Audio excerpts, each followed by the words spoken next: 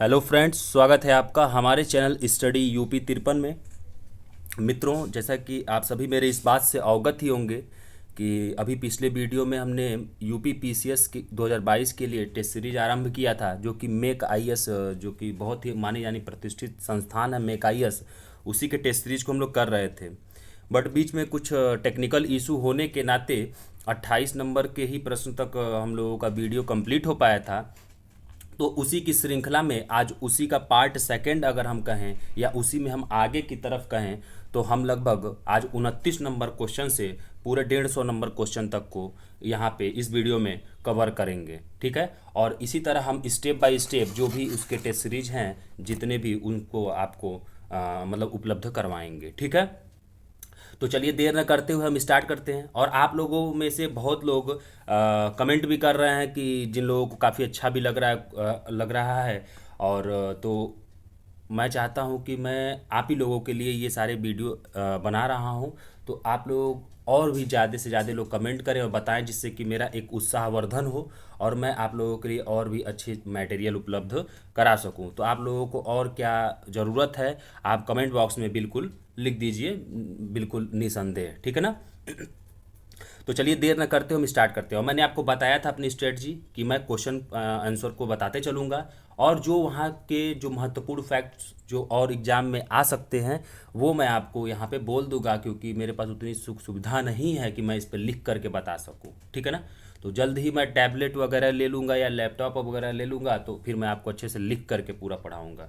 और दूसरी चीज़, मित्रों, कुछ लड़के सोचते हैं कि स्मार्ट बोर्ड पे क्यों नहीं पढ़ाया जा रहा है। तो मित्रों, स्मार्ट बोर्ड 2 लाख रुपए का आता है, उससे कम का आता नहीं है। मैंने मार्केट में पता किया था। तो 2 लाख मेरे लिए बहुत बड़ी बात है। तो अभी धीरे धीरे जैसे ही आप लोग अपना प्यार स्नेह बनाएंगे, अगर कुछ यूट्यूब से इनकम आती है तो बिल्कुल मैं आप लोगों के लिए स्मार्ट बोर्ड भी, डिजिटल बोर्ड जिसको बोलते हैं, वो मैं खरीद लूँगा और उस पर आप लोगों को पढ़ाना शुरू कर दूँगा। बाकी भी मैं प्रयास में हूँ कि टैबलेट वगैरह या लैपटॉप वगैरह ले लूँ, तो उस पर भी आराम से मैं पेन से लिख सकता हूँ। ठीक है, तो चलिए देर न करते हुए हम स्टार्ट करते हैं अपनी टेस्ट सीरीज की श्रृंखला को। तो 29 नंबर प्रश्न को आप देखिए। 29 नंबर प्रश्न आपसे कह रहा है मित्रों कि भारतीय परिषद अधिनियम 1892 के संदर्भ में निम्नलिखित कथनों पर विचार कीजिए। मैंने आपको जब पिछला वीडियो बताया था उसमें आपको मैंने 1773 का रेगुलेटिंग एक्ट बताया था, फिर मैंने ऐसे 1784 का पीट्स इंडिया एक्ट, फिर हमने 1813 का चार्टर अधिनियम, फिर 1833 का, फिर 1853 का, और फिर 1858 तक हम लोग आ गए थे चार्टर अधिनियम तक। ठीक है, आज हम लोग 1892 से इसमें शुरुआत करेंगे, और ये स्टेप बाय स्टेप आपके पूरे टॉपिक्स को रिवीजन कराते चलेगा ये टेस्ट सीरीज। ठीक है, तो पहले 29 नंबर प्रश्न आपसे फिर देखिए क्या कह रहा है कि भारतीय परिषद अधिनियम 1892 के संदर्भ में निम्नलिखित कथनों पर विचार कीजिए।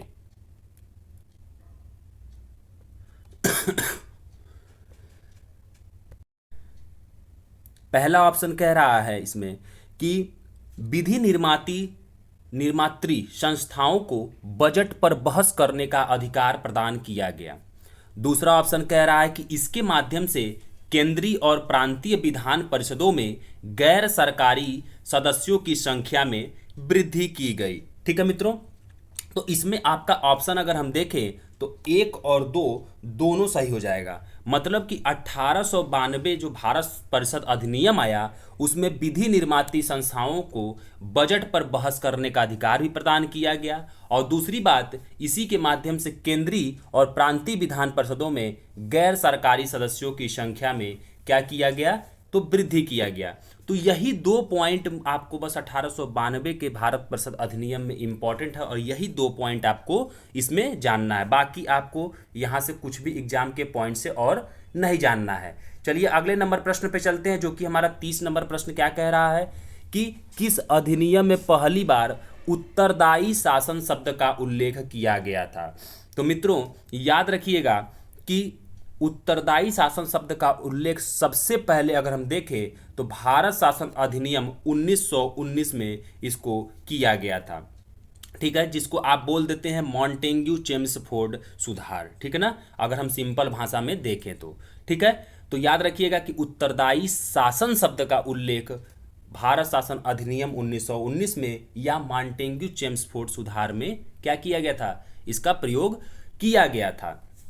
ठीक है, बाकी और आपको यहाँ कुछ जानने की जरूरत है नहीं। अभी आगे मैं आपको 1919 का मॉन्टेग्यू चेम्सफोर्ड सुधार से भी जो महत्वपूर्ण पहलू है वो बताऊंगा। ठीक है ना, यहाँ पे जानने की जरूरत नहीं है। चलिए आगे चलते हैं। अब हमारा 31 नंबर प्रश्न क्या कह रहा है मित्रों, जो कि 31 नंबर प्रश्न है कि मार्ले मिंटो सुधार के प्रमुख प्रावधानों के संदर्भ में निम्नलिखित कथनों पर विचार कीजिए। तो ये मार्ले मिंटो सुधार, तो मार्ले मिंटो सुधार का मतलब कि यह 1909 में जो मार्ले मिंटो सुधार हुआ था, जिसको हम भारतीय परिषद अधिनियम 1909 भी बोलते हैं, ये उसकी बात कर रहा है। ठीक है, तो आइए देखते हैं क्या क्या सुधार इसमें था, फिर मैं यहाँ से रिलेटेड प्रश्न आपको बताऊंगा। पहला कह रहा है कि केंद्रीय और प्रांतीय परिषदों की सदस्यों की संख्या में वृद्धि की गई। ठीक है, तो बिल्कुल सही बात बोल रहा है। दूसरा कह रहा है कि इस अधिनियम के माध्यम से विधान परिषदों में विचार विमर्श के विषयों में वृद्धि किया गया। ठीक है, तो यह भी सही कह रहा है, मतलब कि 1 और 2 दोनों क्या हो जाएंगे, यहाँ पे सही हो जाएंगे। चलिए अब हम मार्ले मिंटो सुधार से संबंधित जो 1909 का भारत, जिसको हम भारतीय परिषद अधिनियम 1909 बोले या मार्ले मिंटो सुधार अधिनियम 1909 बोले, इससे रिलेटेड और क्या कुछ प्रश्न बन सकता है उसे हम देख लेते हैं। सबसे पहले तो आपको मित्रों यहाँ ये जानना है कि मार्ले मिंटो, इस नाम से ही आपको 2 प्रश्न बन जाएंगे। अगर आप देखेंगे तो जो लॉर्ड मार्ले थे ये कौन थे, तो भारत के राज्य सचिव थे। मैं लिख नहीं पा रहा हूँ, बता दे रहा हूँ। और जो लॉर्ड मिंटो थे यह भारत के वायसराय थे। और मैं अगर आपको याद दिलाऊं, आपको अपनी बातों से अवगत कराऊं, तो आप देखेंगे कि जब मैं 1858 का भारत शासन अधिनियम पढ़ा रहा था तो उसी समय इस राज्य सचिव का पद गठित किया गया था, भारत के राज्य सचिव का। और आपने देखा था कि अब वायसराय किसको रिपोर्ट करेगा, भारत के राज्य सचिव को, और भारत का राज्य सचिव किसको डायरेक्ट रिपोर्ट करेगा, ब्रिटेन के साम्राज्ञी को। तो यही जो मार्ले था, लॉर्ड मार्ले, यही भारत का इसमें राज्य सचिव होता है, और मिंटो जो होता है उस समय भारत का वायसराय होता है। सबसे पहले तो 2 बात ये जानना है यहाँ से। कभी कभी वनडे एग्जाम में या कभी कभी ऐसे ही प्रश्न बना देते हैं लड़के, थोड़ा सा इसमें डिस्टर्ब हो जाते हैं। ठीक है, अब दूसरी चीज हमको इसमें ये देखना है कि और यहाँ से क्या पॉइंट्स हैं। जैसे कि अगर आप देखेंगे तो इसी सुधार में क्या हुआ था कि 1906 में आगा खां जो थे, 1906 में मतलब कि 1909 में ये सुधार हुआ, उसके 2-3 साल पहले की बात है। 1906 में आगा खां के नेतृत्व में मुस्लिम प्रतिमंडल द्वारा क्या किया गया था, वायसराय लॉर्ड मिंटो से पृथक निर्वाचन प्रणाली के परिप्रेक्ष्य में बात किया गया था। ठीक है ना, एक बात ये है। अच्छा, अब इसमें 1909 में प्रावधान क्या क्या किया गया ये हम देख लेते हैं। प्रावधान इसमें किया ये गया था कि अब केंद्रीय और प्रांतीय परिषदों की सदस्यों की संख्या में क्या किया गया, वृद्धि किया गया। जो केंद्रीय और प्रांतीय परिषद की सदस्यों की संख्या थी उसमें वृद्धि कर दी गई। दूसरी चीज क्या किया गया, आपने देखा था कि जो अभी 1906 में आगा खां ने पृथक निर्वाचन मंडल की बात की है, वहीं पे इस अधिनियम में क्या किया जाएगा, मुस्लिम समुदाय हेतु पहली बार पृथक निर्वाचन की व्यवस्था किया गया। तो आपसे एक नया प्रश्न बन सकता है कि मुस्लिम समुदाय के लिए पृथक निर्वाचन की व्यवस्था किस अधिनियम में की गई, तो मार्ले मिंटो सुधार अधिनियम 1909 या भारत सुधार अधिनियम, भारत परिषद सुधार अधिनियम 1909। ठीक है, अच्छा अगला इसमें हम पॉइंट देखते हैं। अब इसमें क्या था, अब इसमें कह रहा है कि जैसे कि अब अगला पॉइंट देखिएगा कि क्या अगला पॉइंट इसमें और जोड़ा गया। जैसे कि जो वायसराय की कार्यकारिणी में जो एक भारतीय सदस्य की नियुक्ति का प्रावधान किया गया, मतलब कि अभी तक जो आपने देखा था शुरू से वायसराय जो गवर्नर जनरल थे, फिर भारत का गवर्नर जनरल हुआ, फिर वायसराय हुआ, तो उनके सहायता के लिए कुछ सदस्य गठित किए जाते थे, जैसे आपने देखा था मैकाले वगैरह को। ठीक है ना, तो अब इसी सदस्य में एक भारतीय सदस्य का होना अनिवार्य कर दिया गया कि मतलब अब इस इनके वायसराय की परिषद सदस्य में एक भारतीय होगा। और याद रखिएगा कि सबसे पहले वो भारतीय कौन थे, तो सत्येंद्र सिन्हा जी को बनाया गया था। ये भी नाम याद रखिएगा, कौन, सत्येंद्र सिन्हा। कहीं से भी एग्जामिनर आपसे क्वेश्चन बना सकता है। ठीक है, तो इतनी सारी बातों को 1909 में मार्ले मिंटो सुधार में किया गया था। ठीक है ना, मतलब कि ये दो तीन बातें इंपॉर्टेंट हैं। दो बातें तो बहुत इंपॉर्टेंट है कि मुस्लिम समुदाय के लिए पृथक निर्वाचन मंडल, और दूसरी चीज वायसराय की कार्यकारी परिषद में क्या किया गया, एक भारतीय सदस्य जिनका नाम सत्येंद्र सिन्हा था उनको सबसे पहले नियुक्त किया गया। ठीक है ना, तो भारतीयों को वायसराय की परिषद में कब से नियुक्त किया जाने लगा, तो याद रखिएगा 1909 के मार्ले मिंटो सुधार अधिनियम। अब बताइए, आपको पूरी टॉपिक की एक थॉरो अंडरस्टैंडिंग मैं दे दे रहा हूं, अब आपका सिलेक्शन ना हो तो फिर इसमें मेरी क्या गलती है। चलिए नेक्स्ट प्रश्न पे अब हम देखते हैं मित्रों। 32 नंबर प्रश्न मित्रों क्या कह रहा है, चलिए हम देख लेते हैं। कह रहा है कि 1946 में गठित प्रथम अंतरिम सरकार के अध्यक्ष थे। ठीक है ना, क्या कह रहा है कि 1946 में गठित प्रथम अंतरिम सरकार के अध्यक्ष थे। तो यहां पे सबसे पहले मैं आपको आंसर बता दूं, क्योंकि कुछ लोग आंसर सिर्फ खोज रहे होंगे, तो यहां पे हो जाएगा आपका लॉर्ड माउंटबेटन। चलिए अब इससे संबंधित कुछ बातें आपको बता दूं। देखिए प्रश्न देखने में बहुत आसान लग रहा है, और लड़के इसमें सबसे ज्यादा गलती यही किए होंगे कि पंडित नेहरू को टिक कर दिए होंगे। लेकिन मेरे प्यारे दोस्तों, मैं आपको बता दूं कि पंडित नेहरू जो स्वतंत्र भारत का प्रथम सरकार था उसके अध्यक्ष थे, न कि अंतरिम सरकार के। अगर आप पढ़े होगे तो जानते होगे। ठीक है ना, चलिए मैं इसके बारे में बता दूं। एक्चुअली में क्या होता है कि अंतरिम सरकार का मतलब ही हो जाता है कि कुछ समय के लिए शासन करने के लिए जो सरकार बनती है, जैसे बीच के जो कुछ एरिया है, जैसे अभी चुनाव सही से नहीं हो पाया है और इधर सरकार का कार्यकाल खत्म हो गया, तो बीच का जो समय में जो शासन चलाता है उसको बोलते हैं अंतरिम सरकार, उस बीच के काल के सरकार को। ठीक ना, तो ऐसा ही हमारा हुआ। जब हमें आज़ादी मिल गई तो हमारा जो प्रथम चुनाव हुआ वो 1951-52 में हुआ, लेकिन हम 1947 में ही आज़ाद हो गए। तो बीच के काल को कैसे हम भारत को चलाएंगे, कैसे हम उसे करेंगे, तो उसके लिए हमें एक अंतरिम सरकार बनाने की जरूरत पड़ी। ठीक है, तो याद रखिएगा कि इसी अंतरिम सरकार में सबसे पहले अध्यक्ष बने थे लॉर्ड माउंटबेटन, और पंडित नेहरू बने थे क्या, उपाध्यक्ष। लेकिन जब यही चुनाव हो जाता है 1951-52 का, तो पंडित नेहरू हमारे यहाँ के प्रधानमंत्री बनते हैं, जिनको अध्यक्ष हम बोल देंगे, और माउंटबेटन उस समय नहीं रहते हैं। ठीक है, तो ये आपका यहाँ पे बात हुआ। अब थोड़ा सा हम इसमें कुछ और भी चीजें अगर देखते हैं, तो इसमें हम देख लेते हैं कुछ फैक्ट्स कि अगर हम देखें तो अंतरिम सरकार में अगर हम देखें तो 3 मुस्लिम सदस्य सिर्फ शामिल थे। कितने थे? 3। लेकिन याद रखिएगा कि इन तीनों मुस्लिम सदस्यों का संबंध मुस्लिम लीग से नहीं था। ठीक ना, मतलब मुस्लिम लीग से संबंधित नहीं थे। मुस्लिम तो थे, 3 शामिल थे इस अंतरिम सरकार में, लेकिन मुस्लिम लीग पार्टी से संबंधित वो मुस्लिम लोग नहीं थे। ठीक है ना। दूसरी चीज, अगर आप इसमें देखेंगे तो 26 अक्टूबर 1946 को मुस्लिम लीग इस सरकार में शामिल होती है, मतलब कि कुछ समय बाद शामिल होती है, और वो इसीलिए शामिल होती है 26 अक्टूबर 1946 को, क्योंकि वो सरकार में रह करके क्या करे, पाकिस्तान की मांग कर सके, सिर्फ अपने मतलब के लिए शामिल होती है। तो यहां से इतनी सारी बातें हमें जाननी थी। चलिए अब 33 नंबर प्रश्न पे हम चलते हैं मित्रों। 33 नंबर प्रश्न हमारा कह रहा है कि मुस्लिम समुदाय हेतु पहली बार पृथक निर्वाचन व्यवस्था की गई। देखिए अभी मैंने आपको पीछे बताया था और यहाँ पे वो प्रश्न आ भी गया। तो अभी मैंने आपको बताया था कि मार्ले मिंटो सुधार अधिनियम या भारत परिषद अधिनियम 1909 में पृथक निर्वाचन मुस्लिमों के लिए, समुदाय के लिए पृथक निर्वाचन की व्यवस्था की बात की गई थी। अभी मैंने आपको पीछे कॉन्सेप्ट बता ही दिया। चलिए अब हम आगे चलते हैं नेक्स्ट, जो कि 34 नंबर प्रश्न कह रहा है कि मॉन्टेग्यू चेम्सफोर्ड सुधार के प्रमुख प्रावधानों के संदर्भ में निम्नलिखित कथनों पर विचार कीजिए। तो सबसे पहले हम इसका आंसर जान जाते हैं मॉन्टेग्यू चेम्सफोर्ड सुधार अधिनियम का। ठीक है ना, और ये कब आया था? तो 1919 में आया था। ठीक है, तो आइए अब हम इसका आंसर देखते हैं, इसका आंसर होगा क्या। तो इसका आंसर अगर हम देखें मित्रों, तो पहला कह रहा है कि केंद्र में द्वैध शासन की शुरुआत की गई। ठीक है, तो केंद्र में द्वैध शासन की शुरुआत की गई, बिल्कुल गलत बात है। दूसरा कह रहा है इस अधिनियम के अंतर्गत एक वैधानिक आयोग का गठन किया गया। ठीक है ना, तो याद रखिएगा मित्रों कि इस अधिनियम के अंतर्गत क्या किया गया, तो सिर्फ और सिर्फ एक वैधानिक आयोग का गठन किया गया, मतलब कि ऑप्शन ए गलत है, ऑप्शन 2 सही है, मतलब कि केवल 2 सही है।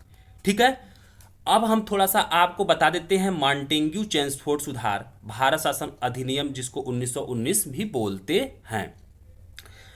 चलिए, जैसे हमने पीछे समझा, आप देखेंगे मित्रों कि मॉन्टेग्यू जो थे यहाँ पे भारत के राज्य सचिव थे, और चेम्सफोर्ड जो थे ये भारत के क्या थे, वायसराय थे, जैसे आपने मार्ले मिंटो में देखा। तो इससे आप इसको कोरिलेट करके याद कर सकते हैं। ठीक है, दूसरी चीज अगर हम देखें तो 1919 का तो यह अधिनियम था, लेकिन यह लागू हुआ कब, तो 1921 में जाकर के लागू हुआ था। और याद रखिएगा मित्रों कि इसमें केंद्र में द्वैध शासन की शुरुआत न ही हुई, यहां पे क्या हुआ था, प्रांतों में द्वैध शासन की शुरुआत हुई थी। ठीक है, ये बहुत ही इंपॉर्टेंट पॉइंट है। केंद्र में तो द्वैध शासन की शुरुआत होगी 1935 शासन अधिनियम में, भारत शासन अधिनियम, ठीक ना। तो याद रखिएगा, यहां आपसे केंद्र पूछा था तो ये गलत हो गया था। तो याद रखिएगा मॉन्टेग्यू चेम्सफोर्ड सुधार अधिनियम 1919 में प्रांतों में द्वैध शासन की शुरुआत की गई थी। ठीक है मित्रों, दूसरा पॉइंट अगर हम देखें तो अगर हमको इसमें कुछ और भी अगर देखना है तो थोड़ा सा अगर हम देखें तो इसमें एक इंपॉर्टेंट पॉइंट और आप याद रखिएगा कि सबसे पहले अगर आप देखेंगे कि प्रथम बार इसमें राज्य विधानसभाओं को अपना बजट बनाने का अधिकार दिया गया। मतलब कि जो राज्य की विधानसभा थी उनको अपना बजट बनाने का अधिकार नहीं था दिया गया था, लेकिन इसी 1919 के मॉन्टेग्यू चेम्सफोर्ड सुधार में ही सबसे पहले हर राज्यों को, विधानसभाओं को अपना बजट बनाने का अधिकार प्रदान किया गया। ठीक है, दूसरी चीज अगर आप इसमें तीसरी बात देखेंगे तो इंपॉर्टेंट पॉइंट ये था कि अगर आप देखेंगे कि सांप्रदायिक आधार पर इसमें पृथक निर्वाचन को क्या किया गया था, अलग अलग किया गया था, जिसमें अगर आप देखेंगे तो ईसाई थे, आंग्ल भारतीय शामिल होंगे, यूरोपियों को भी शामिल किया गया था। तो ये इतनी बातें आपको 1919 के इस सुधार अधिनियम में जानना था। चलिए अब हम अगले प्रश्न पे आते हैं मित्रों। तो अब हमारा 35 नंबर प्रश्न कह रहा है, देखिए जो ये टॉपिक मैं आपको बता रहा हूँ ये बच्चे जल्दी पढ़ते नहीं हैं, क्योंकि इसमें बच्चे याद नहीं कर पाते हैं, लेकिन बस मैं आपको जितना बता रहा हूँ उतना आप सुनते चलिए, आपको याद हो जाएगा। ठीक है, चलिए अगर अच्छा लगे तो ज़्यादा से ज़्यादा शेयर करिए मित्रों, लाइक करिए, सब्सक्राइब करिए। 35 नंबर प्रश्न कह रहा है मित्रों कि भारत शासन अधिनियम 1919 में सांप्रदायिक आधार पर पृथक निर्वाचन को विस्तारित करके निम्नलिखित में से किस किस को शामिल कर लिया गया। तो अभी मैंने आपको बताया था कि इसमें ईसाई, आंग्ल भारतीय, यूरोपियों, इन सभी को शामिल किया गया था। तो कहीं ना कहीं हमारा इसमें सही हो जाएगा कौन सा, तो 2 और 3 नहीं, देखिए एक मिनट गलत है, सी सही हो जाएगा, 1 और 3। ठीक है, क्योंकि ईसाई और आंग्ल भारतीय, ठीक है ना, क्योंकि दलित शब्द का उसमें प्रावधान नहीं किया गया था। तो याद रखिएगा किसका किसका, ईसाई, आंग्ल भारतीय और यूरोपीय, 3 शब्द का प्रावधान किया गया था। अभी मैंने आपको पीछे बताया भी था। चलिए नेक्स्ट चलते हैं हम। नेक्स्ट हमारा 36 नंबर प्रश्न कह रहा है कि मॉन्टेग्यू चेम्सफोर्ड सुधार में मॉन्टेग्यू थे। तो अभी मैंने आपको बताया कि मॉन्टेग्यू कौन होंगे मित्रों, तो यह भारत के राज्य सचिव होंगे, और चेम्सफोर्ड कौन होंगे, तो भारत के वायसराय होंगे। ठीक है, अब देखिए आप कॉन्सेप्ट जब पढ़ लेते हैं एक बार अच्छे से तो कितने अच्छे से आपको क्वेश्चन टैकल कर सकते हैं। तो मुझे बस आपको यही समझाना है। ठीक है, चलिए 37 नंबर प्रश्न कर रहा है कि भारत शासन अधिनियम 1935 के सॉरी दोस्तों थोड़ा सा गले में खिचखिच है। भारत शासन अधिनियम 1935 के प्रमुख प्रावधानों के संदर्भ में निम्नलिखित कथनों पर विचार कीजिए। ठीक है, चलिए अब देख लेते हैं। भारत शासन अधिनियम 1935 आ गया भैया, हम लोग क्रम से पूरा चल रहे हैं। पहला पॉइंट इसमें कह रहा है कि प्रांतों में द्वैध शासन की शुरुआत। तो अभी मैंने आपको बताया था कि प्रांतों में द्वैध शासन की शुरुआत तो भैया 1919 मॉन्टेग्यू चेम्सफोर्ड सुधार में हुआ, तो यहाँ कैसे होगा। ठीक है, तो यहाँ ये गलत हो गया। दूसरा कह रहा 1858 में स्थापित भारत परिषद को समाप्त कर दिया गया। तो यह बिल्कुल सत्य बात है। तो केवल 2 यहाँ पे क्या होगा मित्रों, सही हो जाएगा। चलिए आइए अब हम देख लेते हैं इससे रिलेटेड चीजें। ठीक है, कि भारत शासन अधिनियम 1935 में क्या क्या हुआ था। तो कुछ जो इंपॉर्टेंट चीजें हैं मैं आपको अपनी बातों में बोल देता हूं, आप उसे सुन लीजिएगा। ठीक है, अगर हम देखें तो भारत शासन अधिनियम 1935 में केंद्र में द्वैध शासन की बात की गई। अभी आपने देखा था कि 1919 मॉन्टेग्यू चेम्सफोर्ड में प्रांतों में द्वैध शासन की बात की गई, तो उसी तरह भारत शासन अधिनियम 1935 में केंद्र में द्वैध शासन की बात की गई थी। और अगर आप देखेंगे तो इसमें संघीय विषयों को दो भागों में बांट दिया गया था, पहला संरक्षित भाग और दूसरा हस्तांतरित भाग। ठीक है ना, ये इतना आपको क्या करना है, मोटा मोटा याद रखना है। इसमें अगला पॉइंट क्या किया गया कि अखिल भारतीय संघ की व्यवस्था की गई थी। एक चीज ये भी याद रखिएगा, अखिल भारतीय संघ की व्यवस्था इसी अधिनियम 1935 अधिनियम में ही किया गया। दूसरी चीज, प्रांतों में द्वैध शासन समाप्त कर दिया गया, ठीक ना, और प्रांतों की स्वायत्तता को बढ़ाया गया। समझ में आया? मतलब कि जो 1919 का प्रांतों में द्वैध शासन व्यवस्था लागू किया गया था उसको खत्म करके केंद्र में द्वैध शासन की शुरुआत किया गया और अब प्रांतीय स्वायत्तता पे जोर दिया गया कि मतलब प्रांतों की खुद की स्वायत्तता होनी चाहिए। ठीक है ना। अच्छा, अगली चीज अब क्या कह सकते हैं, इसी में क्या हुआ था, वर्मा, जिसको हम म्यांमार का पुराना नाम है जो कि वर्मा को भारत से अलग भी किया गया था, तो वह 1935 के ही भारत शासन अधिनियम के द्वारा किया गया था।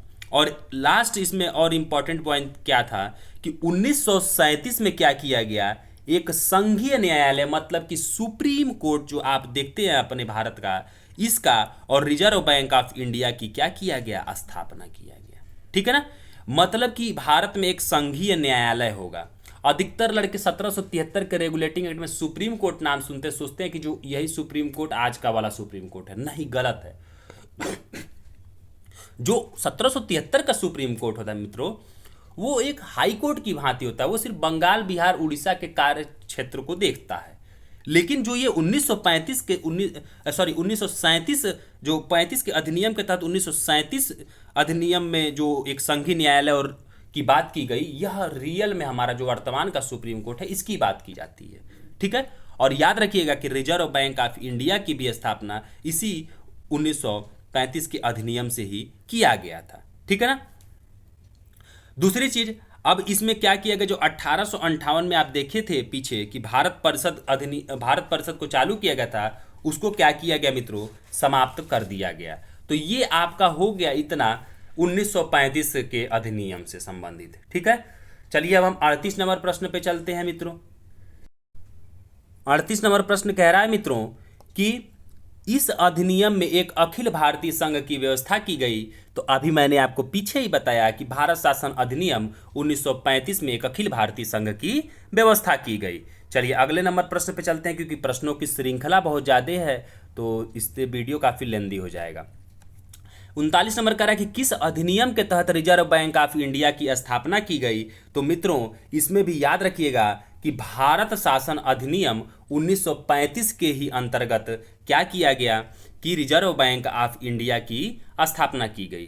पीछे मैंने आपको कुछ जगह पे 1937 बोला था, रिजर्व बैंक ऑफ इंडिया जब जब आपको संघीय न्यायालय बोला था तो वहाँ 1935 होगा, 37 गलत शब्द निकल गया था, उसके लिए क्षमा चाहता हूँ।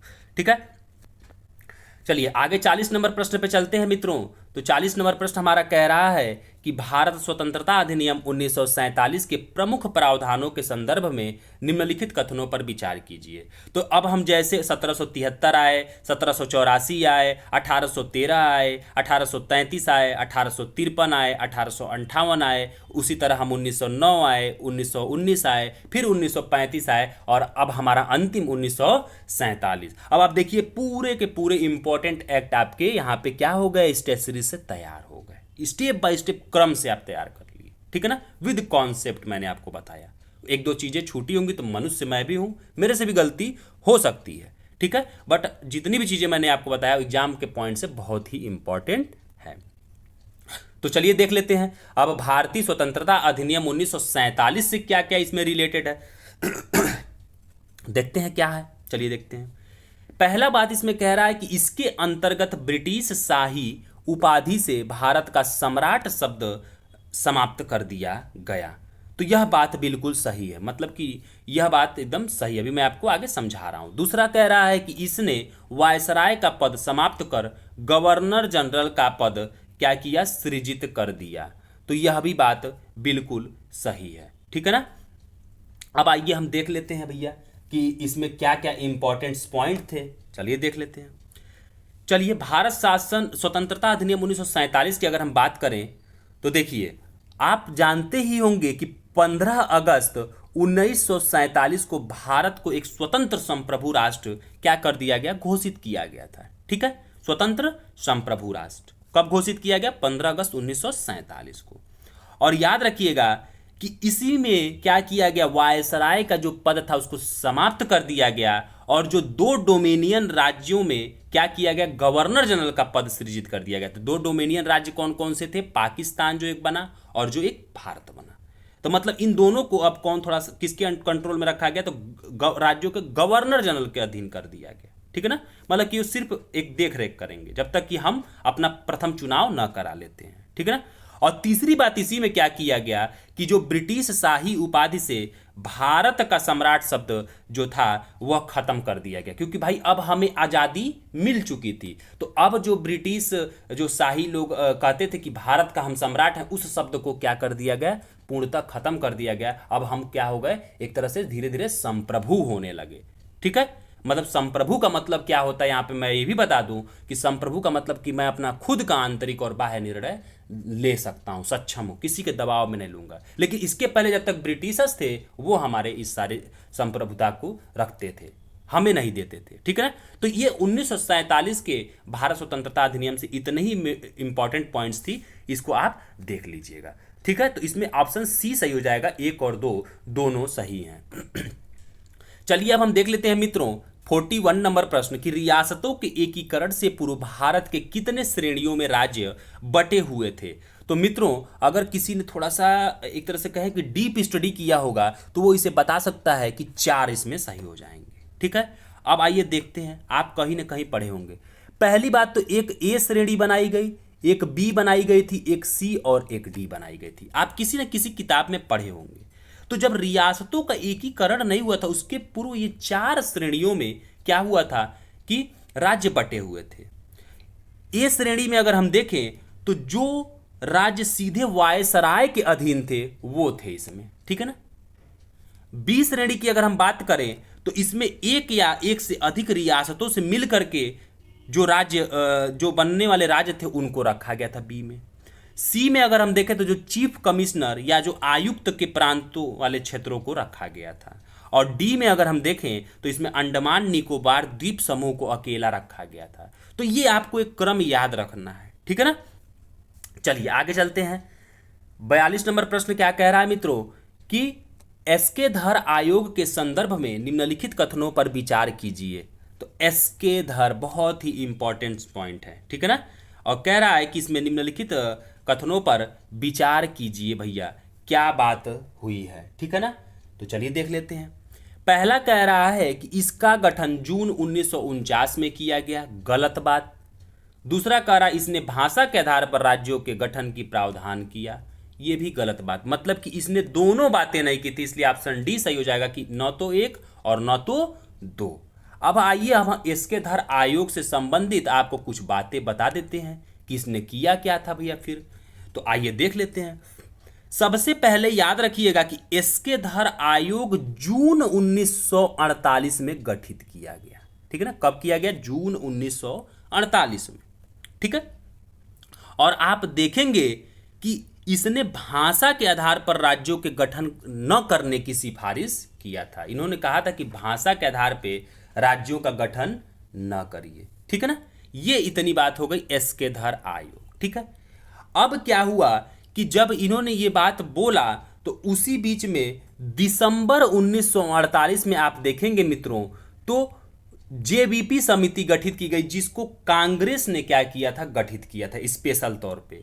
तो याद रखिएगा जेवीपी समिति, क्या नाम था इसका? थोड़ा सा मेरे पास स्पेस कम इसलिए मिटा दे रहा हूं। जेवीपी समिति। ये कब हुआ था? एसके धर जून 1948 में। उसी के बाद दिसंबर 1948 में जेवीपी समिति, जो कि पूर्णतः कांग्रेस की समिति थी। जे से जवाहरलाल नेहरू इसमें शामिल थे, वी से वल्लभ भाई पटेल और पी से पट्टाभी सीतारामैया। ये नाम याद रखिएगा। कौन? जे से जवाहरलाल नेहरू, वी से वल्लभ भाई पटेल, पी से पट्टाभी सीतारामैया। और इनका काम था कि जो एसके धर आयोग ने जो डिसीजन लिया है कि भैया भाषा के आधार पे आप राज्यों को गठित न करिए, प्रशासनिक आधार पे गठित करिए, क्या ये बात सही है, इसकी जांच पड़ताल करना। ठीक है, तो अब जेवीपी समिति ने भी यही बात बोला था कि जो भाषा के आधार पर राज्यों का पुनर्गठन क्या है, हम नहीं कर सकते। ठीक है, लेकिन उसी बीच क्या होता है कि पोट्टी श्रीरामुलु जो एक नेता होते हैं वो भूख हड़ताल करते हैं, और भूख हड़ताल करने के बाद से क्या होता है, कुछ समय के बाद की बात बता रहा हूं, उनकी मृत्यु हो जाती है। और वही 1 अक्टूबर 1953 को क्या होता है कि आंध्र प्रदेश को जल्दी जल्दी में भाषा के आधार पर पुनर्गठित कर दिया जाता है। ठीक है, तो ये इतनी कहानी थी। कभी कभी आपसे एसके धर आयोग, जेवीपी समिति और इसी तरह के से फजल अली आयोग, इस तरह से कुछ महत्वपूर्ण आयोग का क्रम पूछ लिया जाता है, तो इसे आप क्रम के तौर पे भी याद रखिएगा। तो इतनी सारी बातें मैंने आपको बताया और उम्मीद है कि आपको समझ में आया होगा। तो इसमें ऑप्शन डी सही, मतलब कि न तो एक न तो दो सही। ठीक है चलिए अब हम चलते हैं 43 नंबर प्रश्न पे कि निम्नलिखित में से कौन जेवीपी समिति से संबंधित था। अभी मैंने आपको बताया कि दिसंबर 1948 में जेवीपी समिति का गठन किया गया, जो कि पूर्णतः कांग्रेस की समिति थी। ये भी पूछा जा सकता है, ठीक है ना। और इसमें जेबी कृपलानी जवाहरलाल नेहरू और फिर वल्लभ भाई पटेल और पट्टाभी सीतारामैया थे। तो जेबी कृपलानी तो गलत हो गए, लेकिन ये दो लोग सही हो गए। तो 2-3 मतलब कि ऑप्शन सी क्या हो जाएगा यहाँ पे मित्रों, सही हो जाएगा। ठीक है, इतनी सारी चीजें हो गई आपकी।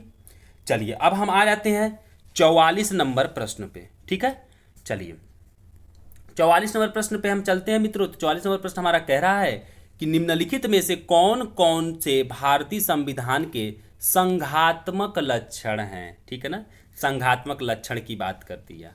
आइए देख लेते हैं भैया कौन कौन से हैं। तो इसमें संविधान की कठोरता, और अगर आप देखेंगे तो लिखित संविधान, मतलब कि ऑप्शन 1 और 2 ये भारत के संघात्मक लक्षण हैं, लेकिन जो एकल न्यायपालिका ये संघात्मक लक्षण नहीं है। ठीक है ना, आइए हम देख लेते हैं कि अब भैया ये क्या होता है। सबसे पहले अगर हम देखेंगे मित्रों, तो भारत के संविधान में अगर आप देखेंगे तो संघ और राज्य सरकारों के बीच सत्ता के बंटवारे का प्रावधान है, ये तो आपको पता ही है। ठीक है ना, और आपने देखा है कि संघवाद की अगर आप देखेंगे तो कहीं ना कहीं अगर संघवाद में देखेंगे तो जो कनाडा से लिया गया उसमें ये कहा जाता है कि राज्यों और केंद्र का एक विभाजन। ठीक है ना, लेकिन अगर आप देखेंगे तो भारत का जो संघवाद वो क्या कहता है कि राज्यों और केंद्र एक दूसरे से अलग तो हैं, लेकिन कुछ शक्तियां हम अलग से केंद्र को राज्यों से ज्यादा देंगे। ठीक है ना, तो याद रखिएगा कि अगर इसमें संघात्मक लक्षण की बात करें तो क्या क्या आ जाएगा, तो संविधान की कठोरता आ जाएगा, लिखित संविधान आ जाएगा, 2 सदनों वाली विधायिका, मतलब कि जो ये विधायिका है ये लोकसभा राज्यसभा इसकी बात कर रहा है, या विधानसभा विधान परिषद की बात कर रहा है, स्वतंत्र न्यायपालिका, ठीक है, और संविधान का वर्चस्व। ठीक है ना, तो ये सारी चीजें क्या हो जाएंगी, इसमें आ जाएंगी। ठीक है ना, एकल न्यायपालिका नहीं आएगा, स्वतंत्र न्यायपालिका आएगा। ठीक है, तो आप इसको कर लीजिएगा। चलिए नेक्स्ट प्रश्न क्या कह रहा है मित्रों कि निम्नलिखित में से कौन कौन फजल अली आयोग से संबंधित है। तो अब देखिए फजल अली आयोग से क्वेश्चन बन गया। आइए देख लेते हैं फजल अली आयोग से संबंधित है। तो आइए देखते हैं कौन कौन है भैया। तो देखिए फजल अली तो थे ही थे, और के.एम. पणिक्कर थे, और ये जो पोट्टी श्रीरामुलु थे ये इससे संबंधित नहीं थे। ये अभी आपको मैंने पीछे बताया कि जिनकी मृत्यु हो गई हड़ताल करने से, और फिर क्या हुआ कि 1 अक्टूबर 1953 को गठित करना पड़ा जबरदस्ती भाषा के आधार पे। ठीक है ना, आंध्र प्रदेश को। तो फजल अली आयोग में फजल अली होंगे और के.एम. पणिक्कर, मतलब कि 1 और 3 केवल क्या हो जाएगा, सही हो जाएगा। चलिए आइए हम आपको बता देते हैं कि फजल अली आयोग जो था ये राज्य पुनर्गठन आयोग का गठन से संबंधित था, और यह दिसंबर 1953 में क्या हुआ था, गठित किया गया था। और इसमें कौन कौन थे सदस्य, तो देखिए तो अध्यक्ष में फजल अली खुद अध्यक्ष थे, और 2 अन्य सदस्य थे कौन, हृदयनाथ कुंजरू और के.एम. पणिक्कर। तो ये नाम याद रखिएगा। ठीक है ना, तो ये लोग इसमें शामिल थे। अच्छा, दूसरी चीज क्या किया गया, इसी फजल अली आयोग में अभी मैंने आपको बताया था कि जो राज्यों की ABCD 4 कैटेगरी थी उसको संशोधित करके 1956 में क्या किया गया, 7वें संविधान संशोधन के अंतर्गत ए और बी दो श्रेणियां बना दी गई थी, ठीक है ना। और जिसमें ए में सिर्फ राज्यों को रखा गया और बी में किसको, सिर्फ केंद्र शासित प्रदेश को रखा गया, ठीक है। तो इतनी सारी बातें यहां से थी। चलिए हम अगले नंबर प्रश्न पे चलते हैं। तो 46 नंबर प्रश्न कर रहा है कि निम्नलिखित में से एक कथन गलत है और कौन सा कथन ये गलत है, चलिए हम देख लेते हैं। तो पहला कह रहा है कि भारत में सरकार का संसदीय स्वरूप है, ठीक है, तो बिल्कुल सत्य बात है, संसदीय स्वरूप है। दूसरा कह रहा है भारत में सरकार का मुखिया प्रधानमंत्री होता है, बिल्कुल सत्य बात है। और तीसरा कह रहा है कि भारत में एक सदन वाली विधायिका है, तो यह सरासर गलत कर रहा है, क्योंकि आप देखे होंगे कि भारत में दो सदन वाली विधायिका है, मतलब कि केंद्र में देखोगे तो राज्यसभा लोकसभा, राज्यों में अगर आप देखोगे कुछ राज्यों में तो वहां पे भी दो है, विधानसभा विधान परिषद, ठीक है ना। तो ये क्या हो जाएगा, थर्ड ऑप्शन इसमें गलत हो जाएगा मित्रों, ठीक है ना। तो चलिए अब हम आगे चलते हैं, इसमें और कुछ जानने की जरूरत नहीं थी, जितना था बता दिया मैंने। 47 नंबर प्रश्न कह रहा है मित्रों कि निम्नलिखित कथनों पर विचार कीजिए, ठीक है ना।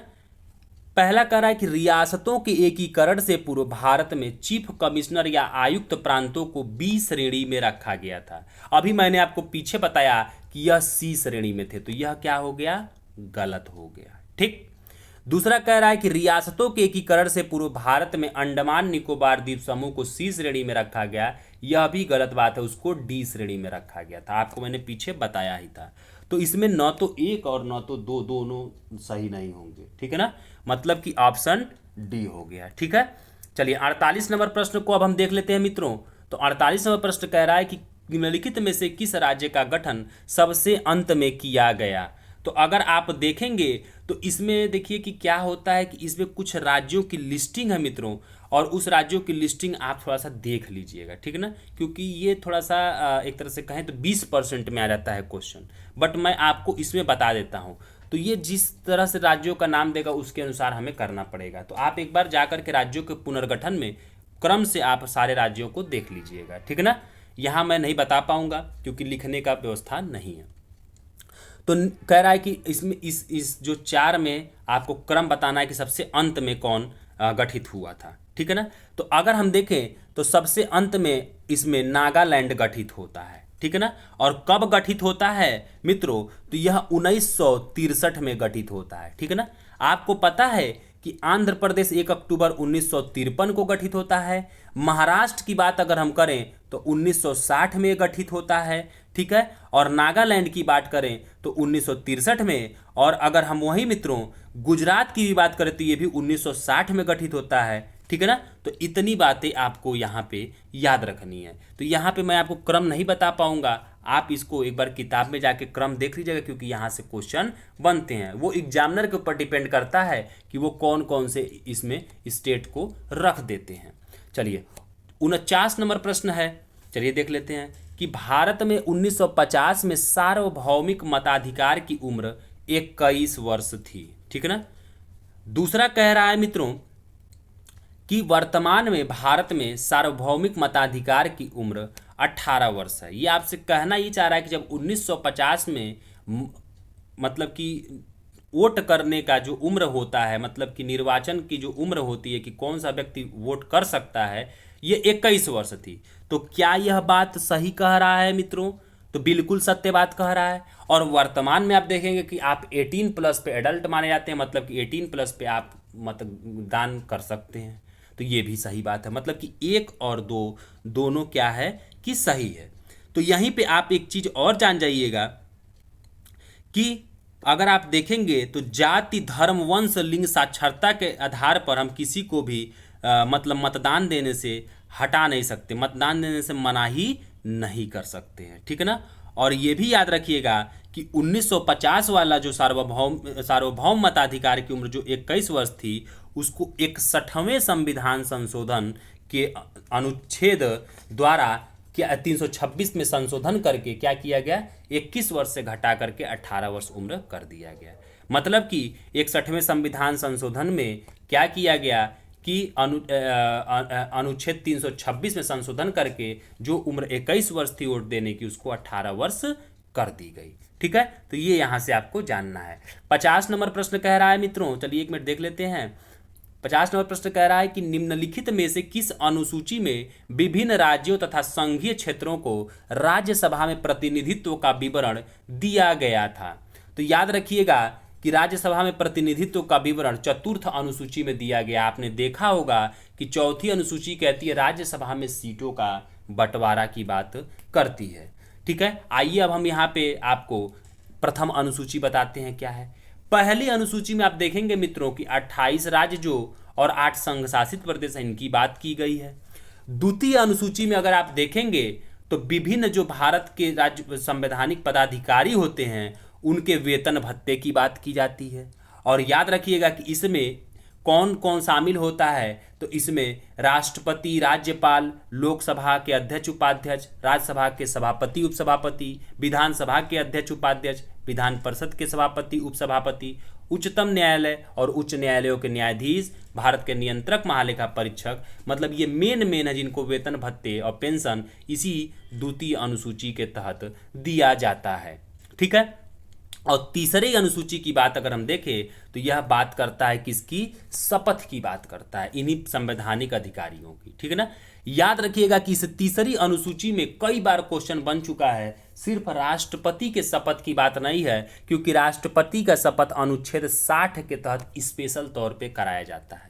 ठीक है ना, लेकिन वेतन में राष्ट्रपति द्वितीय में आ जाएगा, लेकिन तृतीय में शपथ में राष्ट्रपति शब्द नहीं शामिल होगा। और यही एग्जामिनर क्वेश्चन बना लेता है आपसे एक आपकी थॉरो अंडरस्टैंडिंग को चेक करने के लिए। ठीक है, चलिए 51 नंबर प्रश्न को अगर हम देखें तो भारतीय संविधान की 6ठी अनुसूची में निम्नलिखित में से किस राज्य के जनजातीय क्षेत्रों के प्रशासन के बारे में प्रावधान किया गया है की बात कर रहा है। तो आइए हम देख लेते हैं। तो इसमें प्रावधान नहीं है पूछा है, तो इसमें आपका हो जाएगा ऑप्शन बी गलत, मतलब कि असम, मेघालय, त्रिपुरा, मिजोरम, मतलब कि ये 4 राज्य की बात अनुसूची 6 में की गई है। किसकी किसकी, असम, मेघालय, त्रिपुरा, मिजोरम। ठीक है ना, और वहीं आप 5वीं अनुसूची में अगर आप देखेंगे तो जो अनुसूचित जाति जनजाति के प्रशासन और नियंत्रण के बारे में स्पेशल प्रावधान किया गया है। और 6ठी अनुसूची में क्या किया गया, असम, मेघालय, त्रिपुरा, मिजोरम के जो जनजातीय क्षेत्र के बारे में स्पेशल प्रावधान किया गया। तो यहाँ मणिपुर ऑप्शन गलत हो जाएगा। तो ये नाम याद कर लीजिएगा, कई बार पूछ लेता है आपसे। 52 नंबर प्रश्न कह रहा है कि भारत में वर्तमान में कितने राज्य और केंद्र शासित प्रदेश हैं। तो मित्रों याद रखिएगा कि भारत में 28 राज्य और 8 केंद्र शासित प्रदेश अभी फिलहाल वर्तमान में हैं। ठीक है, नेक्स्ट प्रश्न है कि संविधान सभा के संदर्भ में निम्नलिखित कथनों पर विचार कीजिए। तो संविधान सभा के अगर हम संदर्भ में देखें तो चलिए देख लेते हैं। पहली पॉइंट इसमें कह रहा है कि संविधान सभा की प्रथम बैठक बंबई में हुई थी। तो देखिए यह सरासर गलत। ठीक है, अगर हम देखें तो संविधान सभा की जो सबसे पहली बैठक थी वह 9 दिसंबर 1946 को दिल्ली के एक पुस्तकालय भवन में हुई थी। और यहीं पे सबसे पहले अस्थायी रूप से कौन अध्यक्ष बना था, डॉक्टर सच्चिदानंद सिन्हा। दूसरा पॉइंट कह रहा है कि 11 दिसंबर 1946 को डॉक्टर राजेंद्र प्रसाद संविधान सभा के अस्थायी अध्यक्ष बनाए गए थे। तो आइए हम देख लेते हैं। तो यह बात बिल्कुल सत्य है, मतलब कि एक बार मैं फिर से आपको बोल दूं कि संविधान सभा की प्रथम बैठक बंबई में न होकर के दिल्ली के काउंसिल चैम्बर पुस्तकालय में हुई थी। और इसी में 9 दिसंबर 1946 को हुआ था। और इसी में डॉक्टर सच्चिदानंद सिन्हा को प्रथम अस्थायी अध्यक्ष बनाया गया था। और याद रखिएगा कि मुस्लिम लीग ने संविधान सभा की पहली बैठक में भाग नहीं लिया था। क्यों? क्योंकि वो अलग पाकिस्तान के लिए मांग कर रहे थे, इसी वजह से। ठीक है, और दूसरी बात यहाँ जो कह रहा है कि 11 दिसंबर 1946 को जो डॉक्टर राजेंद्र प्रसाद थे वो सर्वसम्मति से संविधान सभा के अस्थायी अध्यक्ष चुने गए। तो इसमें केवल ऑप्शन 2 सही हो जाएगा, ए गलत दिया था। और यहीं पे आपको मैं बता दूं कि यह बंबई में जो बैठक हुई थी यह भारतीय राष्ट्रीय कांग्रेस की प्रथम बैठक जो थी यह बंबई के गोकुलदास संस्कृत विद्यालय में हुई थी। ठीक है ना, ये याद रखिएगा इतना। चलिए आगे चलते हैं। टेस्ट सीरीज की खासियत आप देख रहे हैं, स्टेप बाय स्टेप आपके पूरे चैप्टर को रिवीजन करा रहा है। 54 नंबर प्रश्न कह रहा है कि भारतीय संविधान की 9वीं अनुसूची के संदर्भ में निम्नलिखित कथनों पर विचार कीजिए। आइए देख लेते हैं भैया। कह रहा है पहला कथन कि इसके अंतर्गत राज्य द्वारा संपत्ति के अधिग्रहण की विधियों का उल्लेख किया गया है।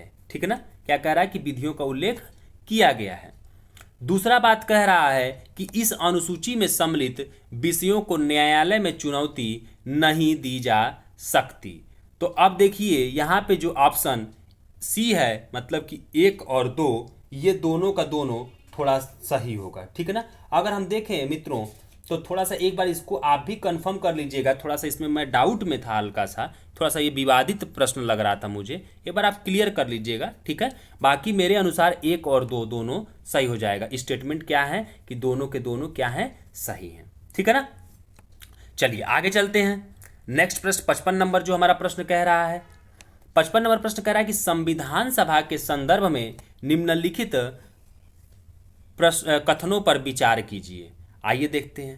पहला पॉइंट कह रहा है कि इसमें देशी रियासतों को उनकी जनसंख्या के अनुपात में प्रतिनिधित्व दिया गया था। ठीक है ना, ठीक है, आइए देख लेते हैं सही है कि गलत है। तो यह बात तो बिल्कुल सही बात है। दूसरा कह रहा है सामान्यतः 1 लाख की जनसंख्या पर एक स्थान का आवंटित किया जाना था। तो मित्रों यह 1 लाख की नहीं 10 लाख की जनसंख्या पे किया जाना था, इसी वजह से आपको यह वाला ऑप्शन गलत हो जाएगा। ठीक है, तो ये याद रखिएगा, यही आपका केवल एक यहाँ सही हो जाएगा। 56 नंबर प्रश्न कह रहा है मित्रों आपसे यहाँ कि निम्नलिखित में से कौन सी रियासत थी जिसके प्रतिनिधि संविधान सभा में सम्मिलित नहीं हुए थे। तो याद रखिएगा मित्रों कि हैदराबाद जो एक ऐसी रियासत थी जिसके प्रतिनिधि संविधान सभा में सम्मिलित नहीं हुए थे। 57 नंबर प्रश्न पे चलते हैं हम। निम्नलिखित में से संविधान सभा में प्रांतों का प्रतिनिधित्व मुख्यतः किन समुदायों की जनसंख्या के आधार पर किया गया था। तो याद रखिएगा मित्रों कि इसमें केवल अगर आप देखेंगे तो जैसे कि 1 मिनट फिर से मैं पढ़ता हूं कि निम्नलिखित में से संविधान सभा में प्रांतों का प्रतिनिधित्व मुख्यतः किन समुदायों की जनसंख्या के आधार पर किया गया था। तो इसमें आपका सही हो जाएगा मित्रों 2। ठीक ठीक ठीक 2, मतलब कि सिख और सामान्य। ठीक है, 2 और 3, क्योंकि जो ये मुस्लिम थे ये सामान्य के अंतर्गत आते थे। तो याद रखिएगा कि संविधान सभा में प्रांतों का प्रतिनिधित्व 3 समुदाय की जनसंख्या में विभाजित किया गया था। पहले थे आपके मुस्लिम, दूसरे थे सिख और तीसरे थे सामान्य। सामान्य सामान्य सामान्य 1 मिनट 1 मिनट 1 मिनट, ये थोड़ा सा कंफ्यूजन कर रहा है क्योंकि यहाँ ऑप्शन इन्होंने नहीं दे रखा है। ठीक है, तो 2 और 3, तो सामान्य सिख मुस्लिम ये तीनों के तीनों सही हो जाएंगे। तो यहाँ तीनों सही हो जाएंगे मित्रों। ठीक है, ये थोड़ा सा क्वेश्चन में गलत है, मतलब मुस्लिम सिख सामान्य, मतलब कि मुस्लिम और सिख के अलावा जो लोग शामिल थे वो सब लोग सामान्य में शामिल थे। ठीक ना, तो ये तीनों का तीनों हो जाएगा। थोड़ा सा यहाँ पे उनकी टाइपिंग में नहीं ठीक है, सॉरी सॉरी सॉरी, देखिए नीचे दिया हुआ है डी ऑप्शन, मैं कन्फ्यूज हो गया था। 1 2 3 तीनों सही है। ठीक है ना, क्षमा चाहता हूँ। अगला प्रश्न है 58 नंबर की संविधान सभा के संदर्भ में निम्नलिखित कथनों पर विचार कीजिए। पहला पॉइंट कह रहा है कि एमएन राय इसके संवैधानिक सलाहकार थे। तो याद रखिएगा मित्रों, एमएन राय संवैधानिक सलाहकार नहीं थे, उन्होंने संविधान सभा के गठन का विचार सबसे पहले 1934 में दिया था। तो संवैधानिक सलाहकार कौन होंगे यहाँ पे, तो यह बीएन राव, जिनको बेनेगल नरसिंह राव उनका पूरा नाम था, ये थे। दूसरा बात कह रहा है कि इसकी प्रारूप समिति के अध्यक्ष के रूप में डॉक्टर भीमराव अंबेडकर को चुना गया था। तो यह बात बिल्कुल सही है, केवल 2 सही हो जाएगा। ठीक है ना, तो याद रखिएगा कि जो 29 अगस्त 1947 को एक संकल्प पारित किया गया और उसी में क्या किया गया था, प्रारूप समिति का गठन किया गया था और डॉक्टर भीमराव अंबेडकर को क्या किया गया, इसका अध्यक्ष चुना गया था।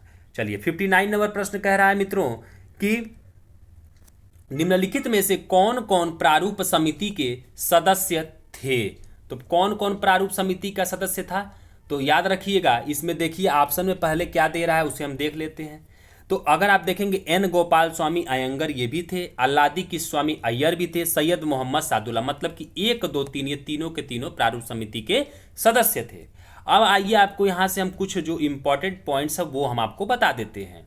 तो देखिए प्रारूप समिति सबसे पहले याद रखिएगा कि इसमें टोटल अगर अध्यक्ष को लेके बात करें तो 7 प्रारूप समिति के सदस्यों एक मिनट हाँ, टोटल की संख्या कितनी थी? 7 थी। ठीक है ना, थोड़ा सा फैक्ट है, थोड़ा सा कभी कभी दिमाग से उतर जाता है। मतलब कि भीमराव अंबेडकर जो अध्यक्ष थे उनको लेकर के 7 थी, कई बार एग्जाम में पूछा गया है। लेकिन भीमराव अंबेडकर अध्यक्ष को अगर हम छोड़ दे तो बाकी सदस्यों की संख्या प्रारूप समिति के 6 हो जाएगी। और याद रखिएगा कि डॉक्टर भीमराव अंबेडकर, एन गोपाल स्वामी अयंगर, अल्लादी की स्वामी अय्यर और कन्हैया माणिकलाल मुंशी, जिनको के.एम. मुंशी बोलते हैं, ये भी थे। सैयद मोहम्मद सादुल्ला थे, एन माधव राव थे। इन्होंने क्या किया था? बी.एल. मित्र के स्थान पर बाद में सीट को ग्रहण किया था। और डी.पी. खेतान थे, लेकिन उनकी 1948 में मृत्यु हो जाती है। उसी के बाद से टी.टी. कृष्णचारी डी.पी. खेतान की जगह पे आ जाते हैं। ठीक है ना।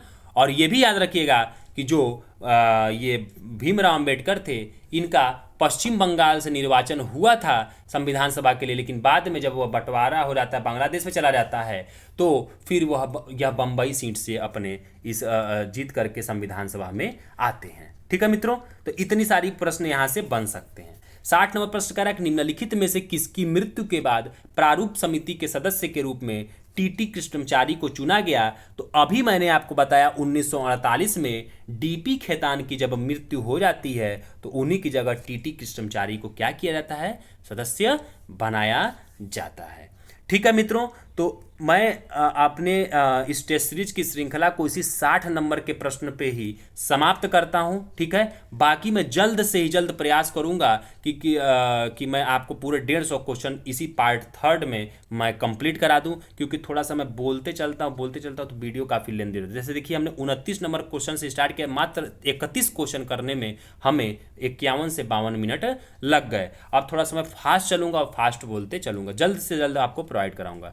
तो यहीं पे मैं वीडियो को समाप्त करता हूं। अगर आपको अच्छा लगे तो प्लीज़ मेरे वीडियो को लाइक करिए, सब्सक्राइब करिए और शेयर करिए। आप लोगों के लिए बहुत मेहनत करता हूं मैं, पंखा बंद करके इतनी गर्मी में दोपहर में 2 बजे 3 बजे आप लोगों के लिए वीडियो बनाता हूं, पसीने से लथपथ रहता हूं। तो प्लीज़ आप लोग थोड़ी सी मुझे एनर्जी दीजिए। आप लोगों का लाइक शेयर सब्सक्राइब ही मेरे लिए एनर्जी का काम करेगा। ठीक है, तो फिर मिलते हैं नेक्स्ट वीडियो में। Okay, thank you.